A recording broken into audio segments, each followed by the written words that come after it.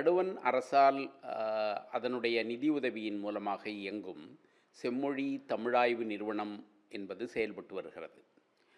அந்த செம்மொழி தமிழாய்வு நிறுவனம் என்பது தமிழின் செம்மொழியாக இருப்பதனால் அதில் இருக்கக்கூடிய இலக்கியங்கள், இலக்கணங்கள் இவைகளை பற்றியான ஒரு ஆய்வு செய்யும் நிறுவனம் அது.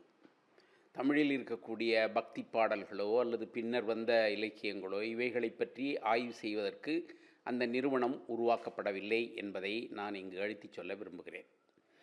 ஏனெனில் இப்பொழுது அந்த நிறுவனத்திற்கு வணக்கத்துக்குரிய சுதா சேஷையன் என்ற ஒரு மருத்துவர் அதன் துணைத் தலைவராக நியமனம் செய்யப்பட்டிருக்கிறார். இந்த நியமனம் என்பது அந்த செம்மொழி மத்திய தமிழாய்வு நிறுவனத்தின் நோக்கங்களுக்கு எதிரானது.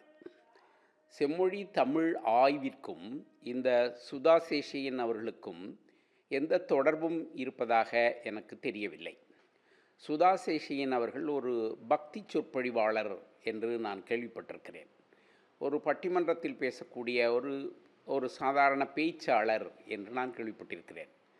சாதாரண பேச்சாளரும் ஒரு செம்மொழி குறித்து, தொல்காப்பியம் குறித்து, சங்க இலக்கியம் குறித்து ஆராய்ச்சி செய்கிறவரும் ஒருவர் அல்ல. எனவே ஒரு பக்தி சொற்பொழிவாளரை அந்த அளவில் அவர் ஒரு மருத்துவர் என்ற நிலையில் அவர் ஒரு பக்தி சொற்பொழிவு செய்கிறார் என்பதனால் அவர் ஏதோ தமிழோடு நேரடியாக தொடர்புடையவர் என்ற ஒரு பொருளில் அந்த நிறுவனத்தினுடைய துணைத் தலைவராக நியமிக்கப்பட்டிருப்பது என்பது அந்த நிறுவனத்தின் செயல்பாடுகளுக்கும் விதிமுறைகளுக்கும் முரணானது, கண்டிக்கத்தக்கது. நடுவண் அரசு என்ன செய்கிறது என்று சொன்னால், ஒரு மாநிலம் நடுவண் அரசு என்று இருக்கக்கூடிய அந்த ஒன்றிய தன்மையின் செயல்பாடுகளை தவறாக புரிந்து கொண்டிருக்கிறது என்றே தான் நான் கருதுகிறேன். ஏனெனில் ஒரு ஒன்றிய அரசு ஒரு மாநிலத்தில் உள்ள ஒரு நிறுவனத்திற்கு முற்றுமுழுதாக அது நிதி வழங்குகிறது என்பதின் மூலமாகவே அந்த நிறுவனத்தில் நடக்கக்கூடிய அனைத்து செயல்பாடுகளுக்கும் பொறுப்பாளராக தன்னை அது காமித்து கொள்ள முடியாது.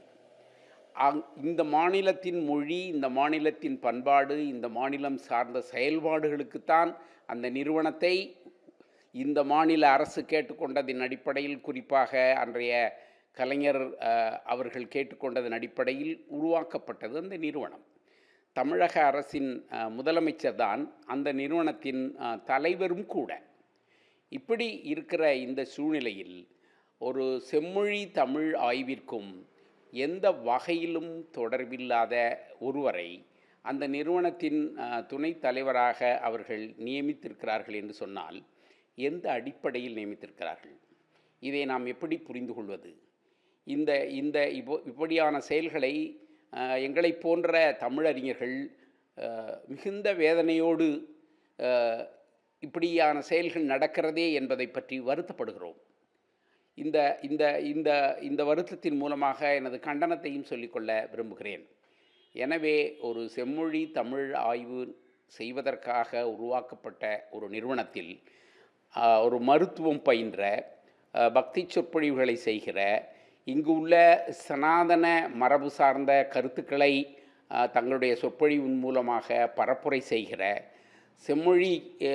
செம்மொழிகளில், தொல்காப்பியத்தில், வேறவற்றில் பேசப்பட்டிருக்கிற எந்த செய்திகளை பற்றியான அடிப்படையான பயிற்சி உடையவரா அவர் என்ற சந்தேகத்தையும் நான் எழுப்புகிறேன். அப்படியான பயிற்சி அவரால் பெற்றிருக்கிறதுக்கான வாய்ப்போ படிப்போ அவருடைய ஆய்வுகளிலோ எதுவும் இல்லை என்பதும் நான் புரிந்து கொள்கிறேன். எனவே மேற்குறித்த பல்வேறு காரணங்களால் செம்மொழி தமிழாய்வு நிறுவனத்திற்கு சுதா சேஷையன் அவர்களை துணைத் தலைவராக நியமித்திருப்பதை உடனடியாக இந்த நடுவண் அரசு திரும்ப பெற்றுக்கொள்ள வேண்டும். தமிழக அரசினுடைய ஒப்புதலோடு தமிழக அரசு கொடுக்கக்கூடிய தமிழ் அறிஞர்கள் நூற்றுக்கணக்கில் தமிழ்நாட்டில் இருக்கிறார்கள். அவர்களில் ஒருவரை அந்த நிறுவனத்தின் துணைத் தலைவராக நியமிக்க வேண்டும் என்பது என்னுடைய கோரிக்கை. என்னை போன்று இருக்கக்கூடிய தமிழாசிரியர்கள், தமிழ் ஆராய்ச்சியாளர்கள், செம்மொழியை கொண்டாடும் அறிஞர்கள் எல்லோருடைய விருப்பமும் அதுதான் என்பதை இந்த இடத்தில் பதிவு செய்து கொள்ள விரும்புகிறேன்.